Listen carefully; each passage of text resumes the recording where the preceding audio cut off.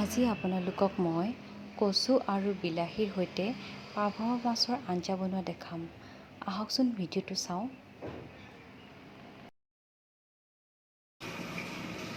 এয়া লৈছোঁ কচু, বিলাহী আৰু এইখিনি মাছ। প্ৰথমে মই পাভ মাছখিনি ফ্ৰাই কৰি ল'লোঁ আৰু এইফালে মই কচুখিনি টুকুৰা টুকুৰকৈ কাটি লৈছোঁ, বিলাহীখিনিও কাটি লৈছোঁ।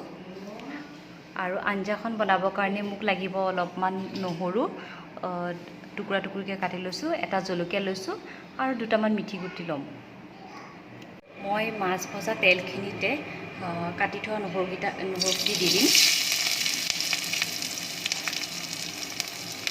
দুটামান মিঠি গুটি লগতে দি দিছোঁ। নহৰুখিনি অলপ ভাজ খাব দিম।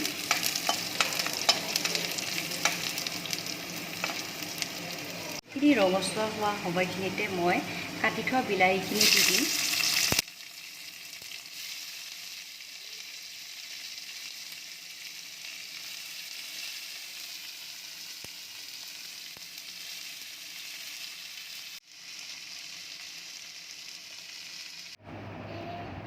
এতিয়া মই আন্দাজমতে অলপমান হালধি দিম।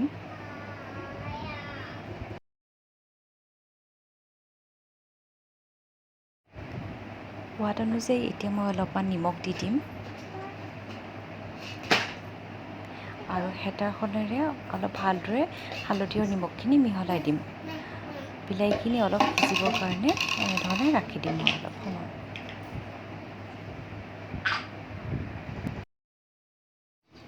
এতিয়া মই বিলাহীখিনিৰ লগত কাটি থোৱা কচুখিনি মিহলাই দিলোঁ আৰু অলপ এনেধৰণে জুইৰ ফ্লেমটো অলপ কমাই দিম আৰু 10 বা 15 মিনিট সময়ৰ কাৰণে এইখিনি ভালদৰে সিজিবলৈ দিম। আনফালে মই আঞ্জাত দিবৰ বাবে পানীখিনিও গৰম কৰি আছোঁ।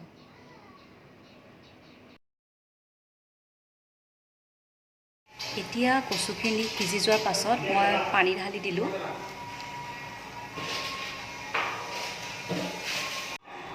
এতিয়া অলপ পানীখিনি উতল অহালৈকে মই ঢাকিব দিম আৰু আঞ্জাখিনি ঢাকি দিম মই। এতিয়া আঞ্জাখনত উতল অহাৰ পাছত মই ইয়াতে ভাজি থোৱা মাছখিনি দি দিম।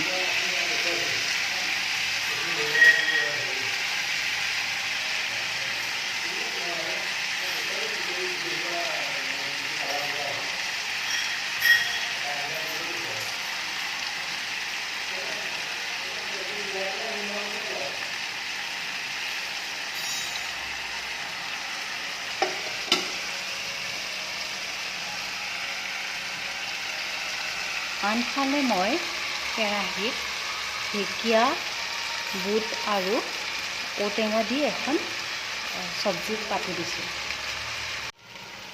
মাছকেইটা দি মই পুনৰ অলপ সময় 10 বা 15 মিনিটৰ কাৰণে ঢাকন মাৰি ৰাখি দিম।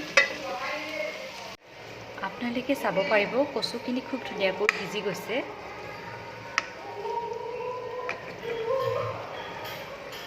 আঞ্জাখন তৈয়াৰ হৈ গৈছে। এতিয়া মই গেছৰ ফ্লেমটো বন্ধ কৰি দিছোঁ।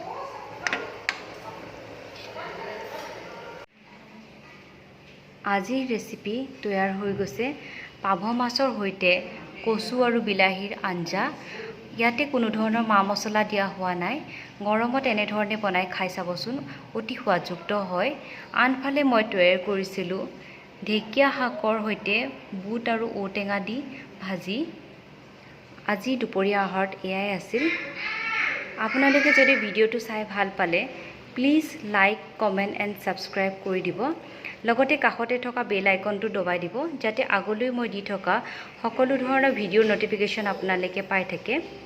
আজিলৈ ভিডিঅ'টো ইমানতে সামৰিছোঁ। ধন্যবাদ।